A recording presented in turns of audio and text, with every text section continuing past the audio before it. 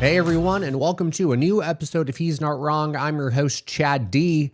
And if you've ever donated to a political campaign, you know the feeling. You give because a race feels urgent, or because an ad broke through to you, or because a candidate went viral. But is that actually where your money does the most good? Today's guest built a company betting. The answer is often no. My guest is Brian Derrick, a political strategist, tech entrepreneur, and the founder and CEO of Oath, a political fundraising platform that has helped direct nearly $100 million to high-impact races up and down the ballot. Before starting Oath, Brian spent years as a political consultant working on campaigns at every level from city council all the way up to the presidency, including work for Senator Kirsten Gillibrand and Governor Mikie Sherrill. Through Oath, Brian is trying to change the way that political giving works, using data to guide donors toward the races and causes where their dollars actually move the needle, all while protecting their data along the way. And he's got a real thesis behind it, and that's that the current system of political fundraising rewards attention and outrage over strategy, and that some of the most consequential races in the country, the ones that could decide the control of Congress, get the least attention and the least funding. With Oath now past the $100 million mark, Brian has a front row seat to how donor behavior is shifting heading into 2026, from reactive, emotional giving towards something more strategic. And he's going to walk us through what that data is actually telling us about enthusiasm on the ground right now. So without further ado, please help me welcome Brian Derrick. Brian Derrick, how are you? Welcome to He's Not Wrong. I'm good. Thanks for having me on, Chad. Absolutely. So I'm really excited for our episode because one thing that people are talking about here in Alabama is our primaries that just happened on May 19th. We saw a 93% increase in Democratic turnout when compared to 2022. Republicans saw a 25% decrease when compared to the primaries in 2022. So I think momentum is on our side. What are you hearing on the ground? Yeah, absolutely. I think that nationwide, we've seen a groundswell of Yep. political activity in response to Donald Trump betraying basically everything that he ran on in Yep. 2024, starting new wars, increasing prices, not releasing the Epstein files, all these things that the country is feeling so angry about. And that's very evident in the turnout in elections, either special elections or primary elections all over the country. But I especially think that in the South, there is this energy after the Supreme Court decided to gut the Voting Rights Act, Yeah. that people are fired up and they want to fight back. They feel like the system was already rigged against them. It's very obvious that they're trying to rig it more ahead of the midterms, and people have had enough. So I think what you're pointing to is exactly right, that Democrats have the wind at their back, and it's could be a really transformational year in unexpected places like Alabama. And even before the Supreme Court did what they did recently, we were seeing massive wins in the South with, I know Afton Bain did not win in Tennessee, but the way that her district swung towards Democrats, that's a win. You look at the Yeah. Public Service Commission in Georgia, they flipped two Public Service Commission seats. Those candidates raised like $70,000 each, and they flipped two seats. That was a massive win. You look at Gabe Alamont down in Florida. I think she's Florida's first congressional district.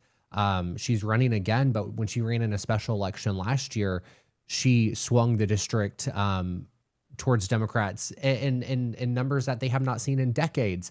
So like even well before the Supreme Court did what they did, the South was seeing massive gains with Democrats. Yeah, absolutely. And I love that you highlighted the PSC races in Georgia. Those were like very highly rated on Oath. And we were trying to direct as many people there as possible because it really does matter. People are paying attention, Yeah. people are getting engaged, especially in these down ballot seats that Democrats have ignored for a really long time. And people are pissed, frankly. So Yep. I think that you're exactly right. Name the issue. It doesn't seem like it is going well right now. The corruption, ICE, the economy, and that is directly translating into energy and really what could be a new coalition for Dems who want to Yeah. move the country away from this decade of darkness under Trump, Right. 1, 2, No. and 3. I'm very passionate about the Public Service Commission. I'm very passionate about our energy companies, because that's one thing that I went like uber viral on here in the South on TikTok last year, and then I just continue to speak about it for the past year. Was the Public Service Commission here in Alabama. Then Georgia flips their 2 seats, and then it showed us what's possible.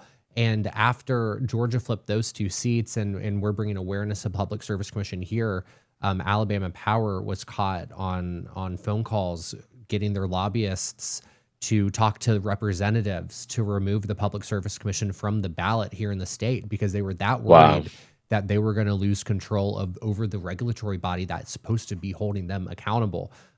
People listened, people woke up and understood, but I think Alabama is so red with a lack of democratic infrastructure that like people understood that Republicans were the issue, but they're not supporting the Democrats in this race. But what the Republicans did do was they, in the primaries, voted out the incumbent. So they at least like were aware to a degree that their elected officials on their side were the problem, but they just like, I don't think connected the dots fully. And I hope as we continue on in this year, we laid the groundwork to be able to make that case.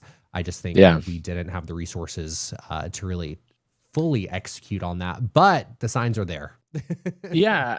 And it's a long game, right? Republicans are reaping the rewards right now of them playing a 40-year-long strategy to overturn Roe and gut voting rights and all of these core pieces that have taken them decades. And we need to be thinking long term too. The stakes are too high to only think in one cycle.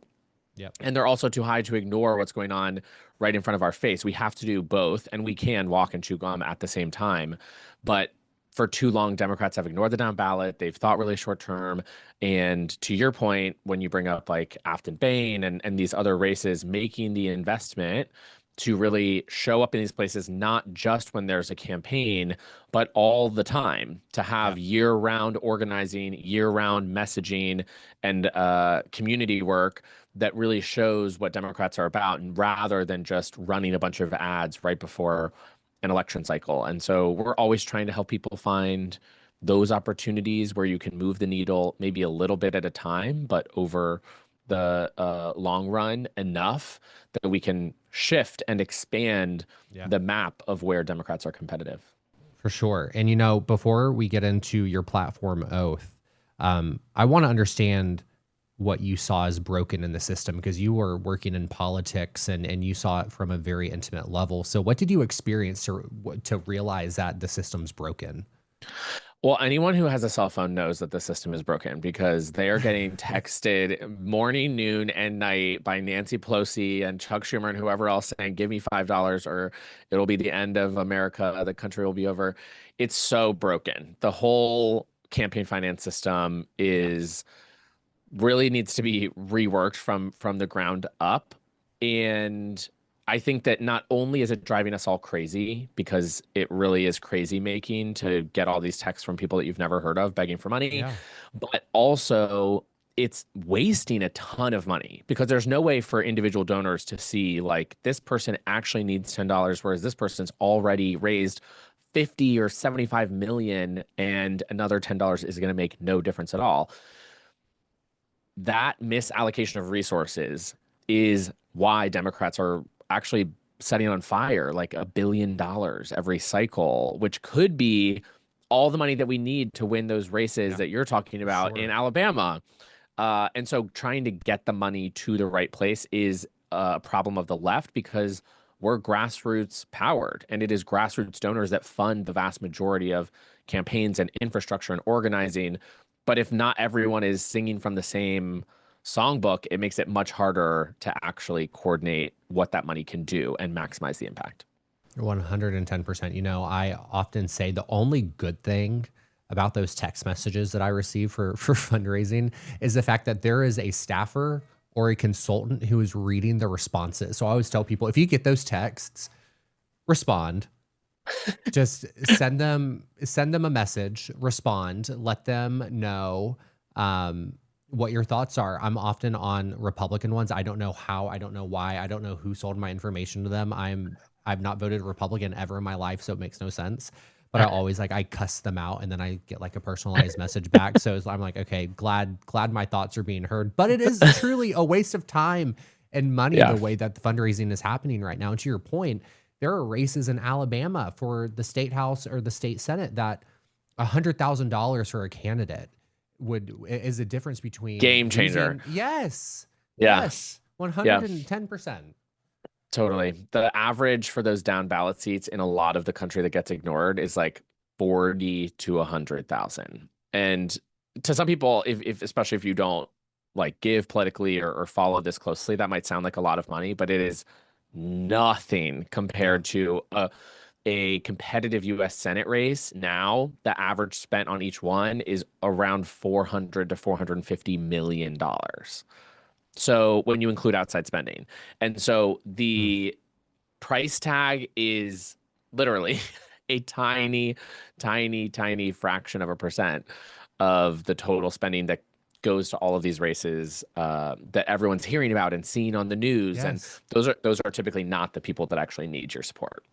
No, right on. It's so important that we support the down ballot races. And like you said, they need support. They need money. And I'm specifically thinking of a candidate. She dropped out of the race because of the redistricting, but Tabitha Eisner here in Alabama, y'all had her rated. I think it was is y'all's rating on oath by points or percentages? 10 points, right?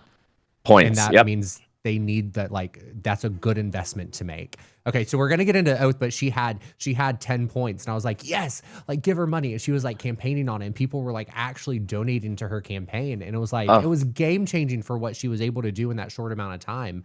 But so you notice that there's the system's broken, and here comes oath. Can you give my audience a definition for what oath is tasked with doing? Yeah, we came onto the scene trying to address these two problems: the misallocation of resources, Democrats wasting too much money, and the spam that was just totally out of control and driving everyone insane. So we created this platform where anyone, regardless of whether they had $5 to give, $50 to give, $5,000 to give, could come and get an objective recommendation about where their dollars would do the most good for the specific issue that they cared about. So that could be for voting rights, for reproductive rights, LGBT equality, whatever that might be. And we wanted to highlight the specific races, often down ballot, but we do every level of the ballot, where your money would actually move the needle, and then allow you to give directly to the campaign without sharing your email and phone number, so that you don't get spammed or have your data sold as a result of you generously deciding to support a candidate. And the power of what we've seen since we launched it back in 2022 is that we can be a transformative force in races exactly like the one that you're talking about. I was so disappointed that based on the new maps that Tabitha wasn't going to be competitive, because it's exactly the type of race where a handful of donors with really not a ton to give can move the needle in a really meaningful way. And we're doing the same thing in all 50 states. We have over 2,000 recipients who have received money through Oath, mostly campaigns, but we also have nonprofits, voter registration groups, things like that. And we've sent over 1.5 million donations to these groups. So super exciting. That is an insane number. Did you imagine that it would grow this fast? I mean, it's only been 4 years and you've already hit that milestone. Yeah, I think that it's been faster than I anticipated. It was my hope that it would, because I knew from my work on campaigns, being a campaign manager, a finance director, that donors needed this, and that donors were sort of looking for a solution. So I really did hope that it would scale quickly, but I did not anticipate that we would be where we are now by the 2026 cycle. But I'm super grateful and excited about that. So I know from Oath and from the donors, you receive an insane amount of data. But what I'm curious about, are you able to track, we provided this much to a candidate, and because they received this money, they won? Do you know how many races you've been able to help win based on the help that your donors have provided? Yeah, causation is really hard. And we try to be Yeah, careful about not taking credit for things that we cannot like actually sure. prove we did. But there are tons of examples of where I think the case for that is pretty strong. Okay. Look at Dante Pittman's race in North Carolina, running for a House district for the state legislature there. It was one of two seats that broke the Republican supermajority in North Carolina that had allowed them to override the veto of the Democratic governor. So a very consequential race to win. He won by 870 votes. Actually, that was pre-certification. It was 910 votes. He won by 900 votes, and he had about $300,000 from individual donors, and 115,000 of that came from Oath. So we were about a third of that overall total. And that to me, when it came down to 900 votes, tells me those 900 votes might not have been there if it were not for that $100,000. And those were averaging donations of like 10, $20. It was thousands of donations. So that's sort of the power. And we were doing the same thing in over a dozen seats just in North Carolina. And then you multiply that by dozens of states. It's a cool way for people at the grassroots level to participate in a strategy that is very sophisticated, kind of mirrors something like Elon Musk would try to do, but Yeah. for evil purposes. But Yep. we can do it for the good, and like we can put that level of thought and data behind every $10 that you want to give. What is one like surprising fact from the data about donor activity that you're finding with this midterm cycle? If that makes sense. Like what's one surprising pattern that you're seeing? Yeah. Well, I think the anger at Trump does not evenly translate into energy for Democrats. Okay. So I think a lot of people online are kind of saying, oh, well, I kind of hear two different stories of what's going to happen in the midterms online. But Yeah. there's a camp of people who online are like, Trump is screwed for the midterms, and Democrats are gonna do great everywhere. But the reality is, people have to know who the good candidates are in order to support them, and there's a lot of information missing about who people need to support in these down ballot races. Things like state Supreme Court. We shouldn't assume, in other words, that just people being mad at Donald Trump is going to translate into wins everywhere. We actually have to put in the elbow grease to Yep. make people understand that there's an alternative path and that they need to help get these candidates elected. So one of the patterns there is very uneven focus, that people are like really over indexing on Senate races and some like a handful of House races as the solution to fighting Trump, whereas it actually is hundreds of races that we need to invest in order to make the most of this moment and Yep. push back on everything that Republicans are doing in every state. Um, I would also say there's like an establishment versus populist sort Yeah. of split going on, where there's a lot of energy for new candidates, for challengers, for fresh voices, new faces, Yep. and there's not as much energy for people who have been in Congress for a really long time and are like running for their 12th term or something like that. Do you find that Oath is disrupting campaigns for the establishment and more leaning towards those newcomers? Is this a disruptive He, platform in this space, or is it really just a building on what we already have?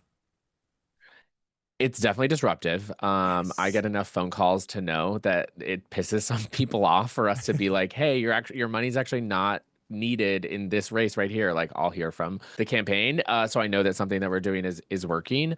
But yeah, I think that overall we are able to lift up the candidates that wouldn't ordinarily have the level of influence and power that we can give them.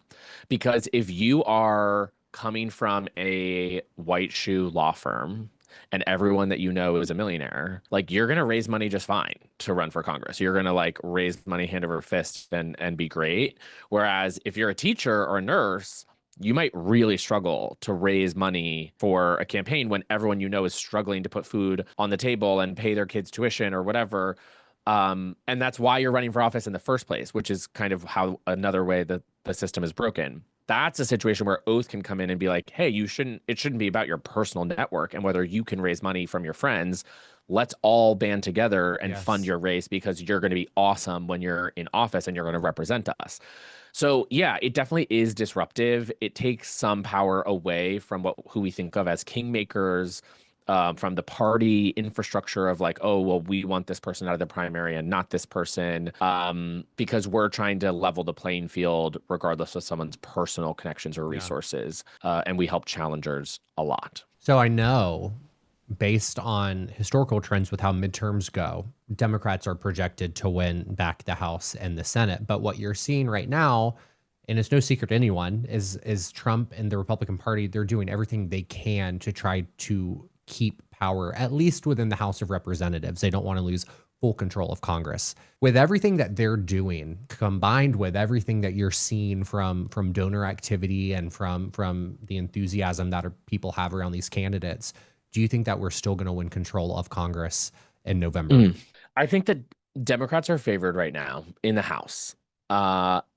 Republicans, specifically Donald Trump, demanded and passed these gerrymanders to steal seats away from Democrats, specifically Black voters and Latino voters in places like Texas and Florida and throughout the South.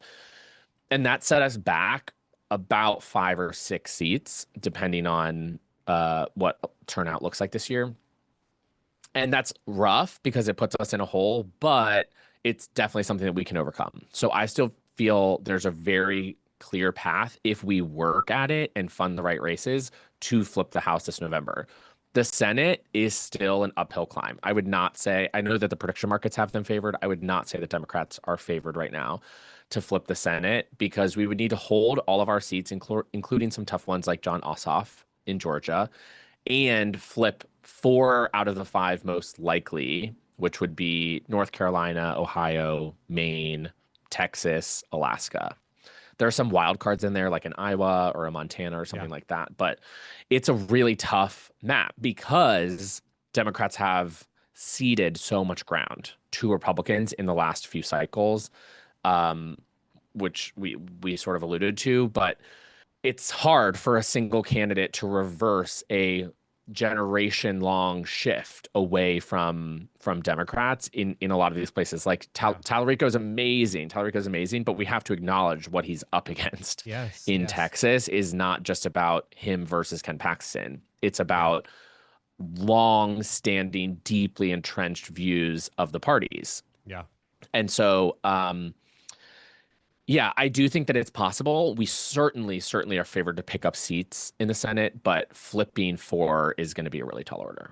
Yeah. And when I'm thinking about where we're at, being in Alabama and being at like the epicenter of the gerrymandering Supreme Court fights, the one thing that I can't put a finger on or really get a good read on is how confusing it is for voters.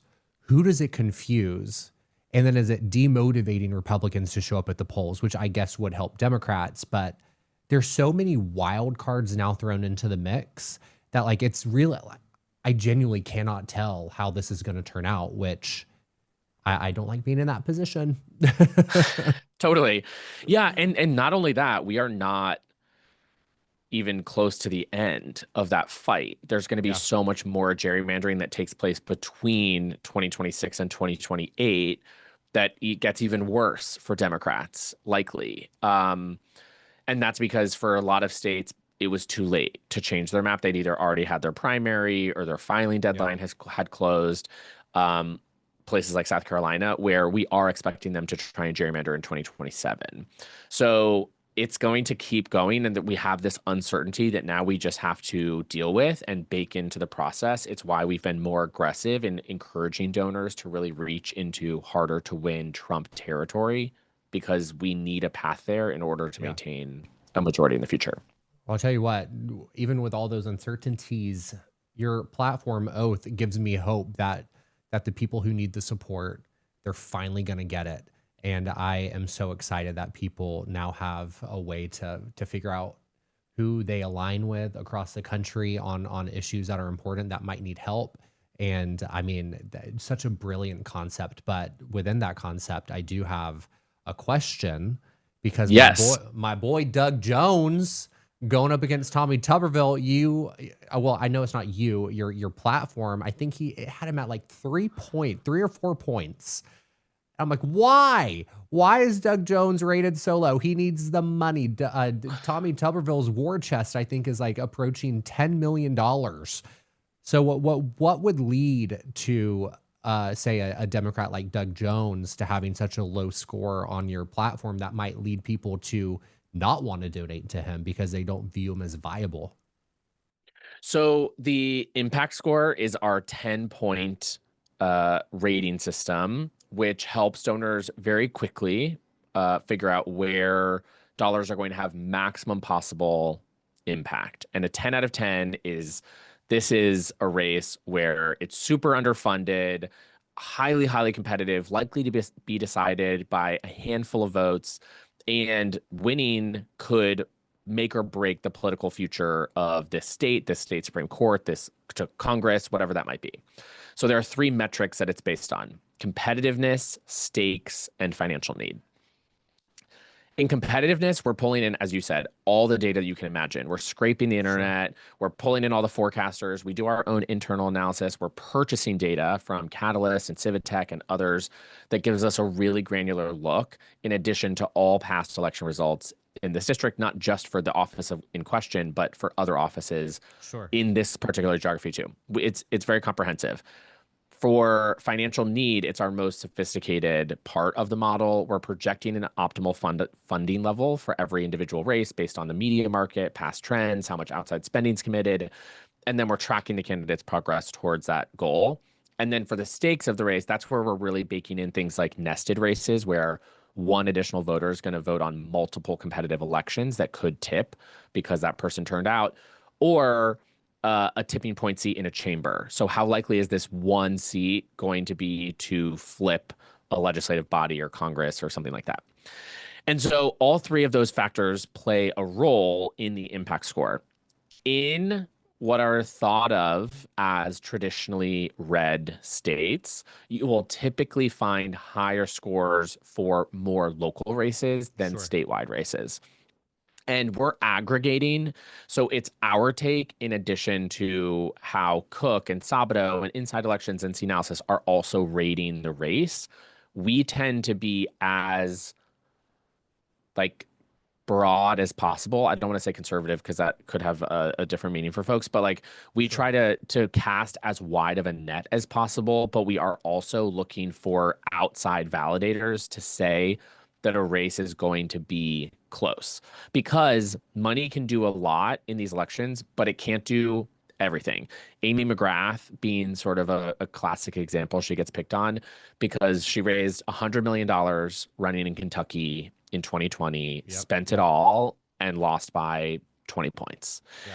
And so money isn't everything. We could have spent another $400 million in that race, and she still would have lost by a similar margin. So our goal is really to give people transparency into what the sort of data or what other experts, so to speak, say about the race. But it's up to individuals. If they still want to give there, we happily will allow them and facilitate that contribution. But we just want people to have somewhere that they can look to get an outside perspective on the likelihood of their donation changing the outcome of a race. My friend worked on Amy McGrath's campaign this go around, and I had such high hopes based on how she did when she ran previously.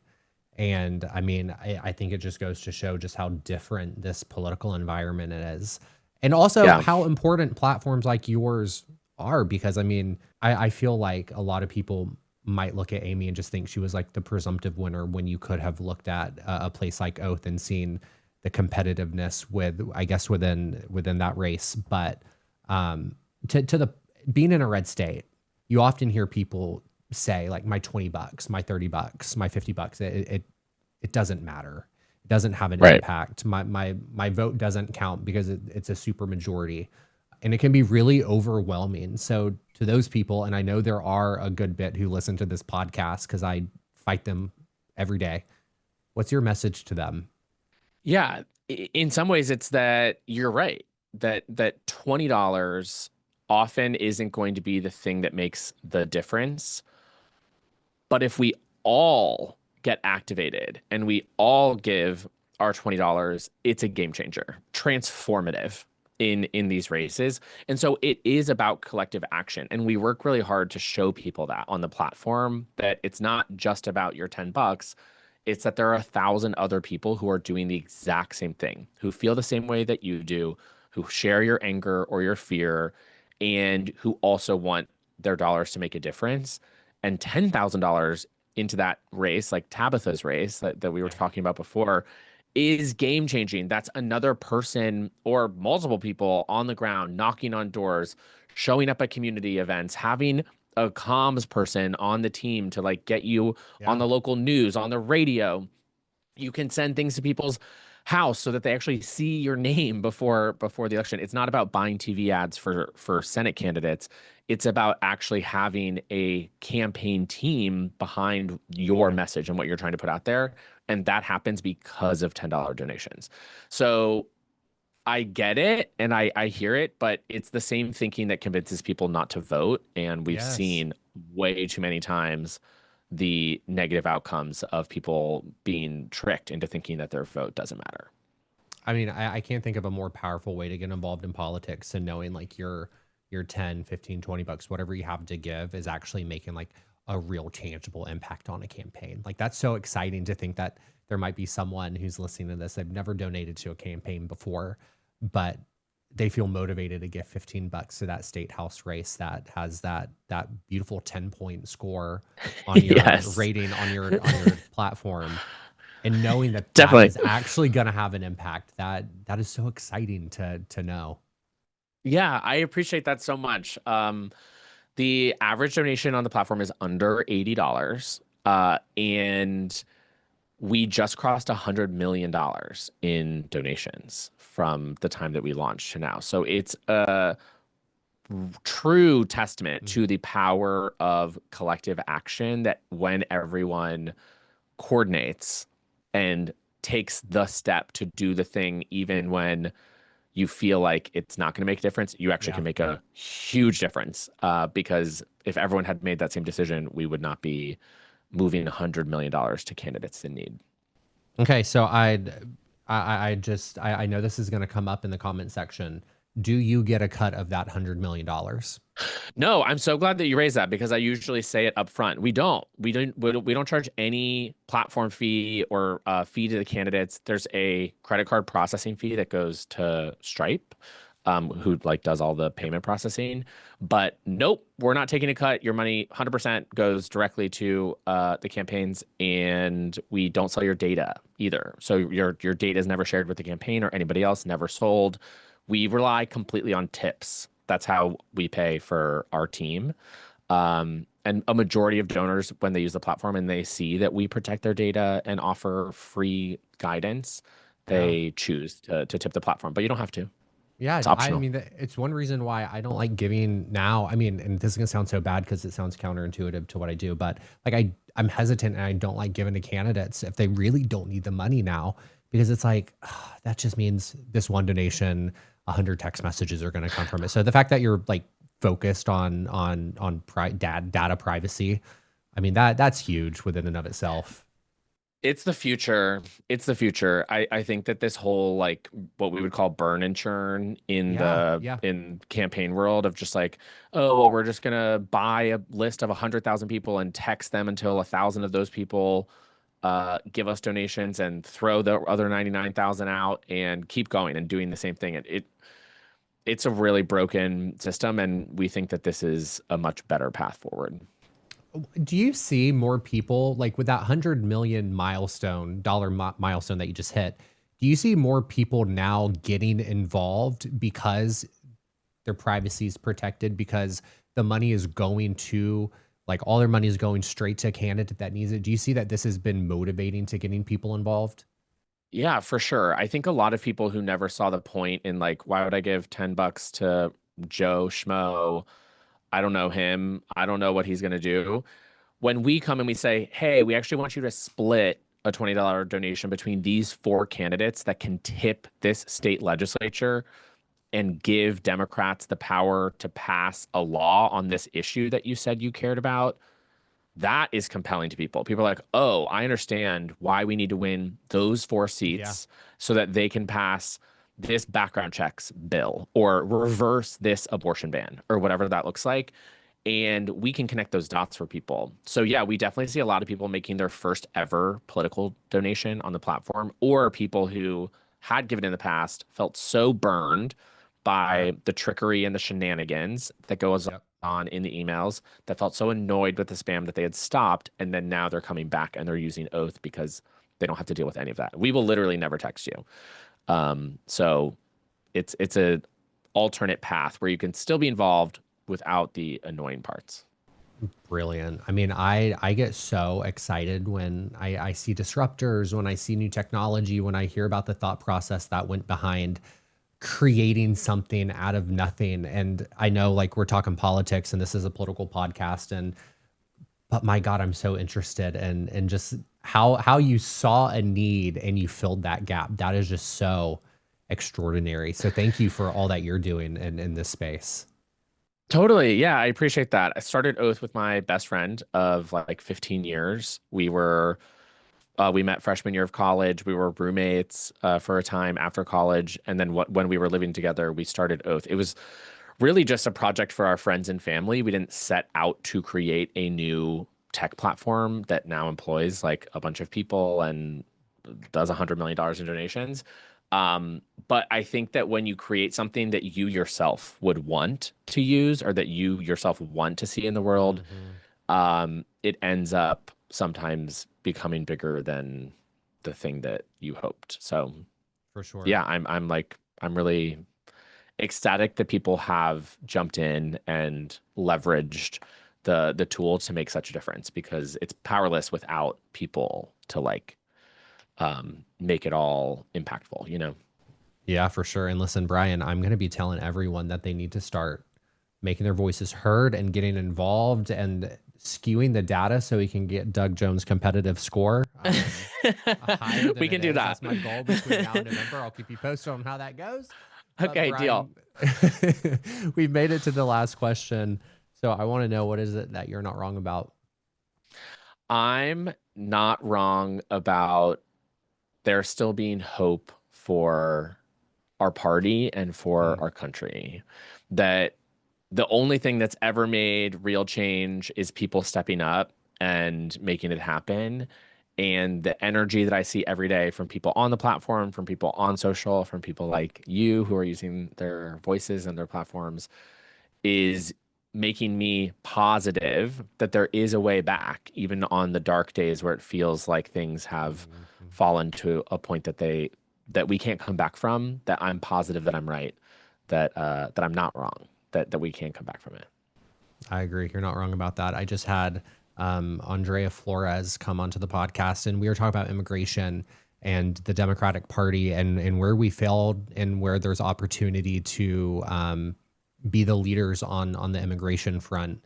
And one thing that we were talking about is like people are making their voices heard and in an undeniable way right now, to where the party cannot turn their back on how many people are speaking out, and it's going to result in Democrats either coming on board and listening to everyone, or their people will be losing their seats in this opportunity for new blood to come into the fold. And this conversation just further proves that point. And I appreciate you coming on and discussing all of this with me. Thank you. Yeah, absolutely. Thank you so much for having me. Appreciate it.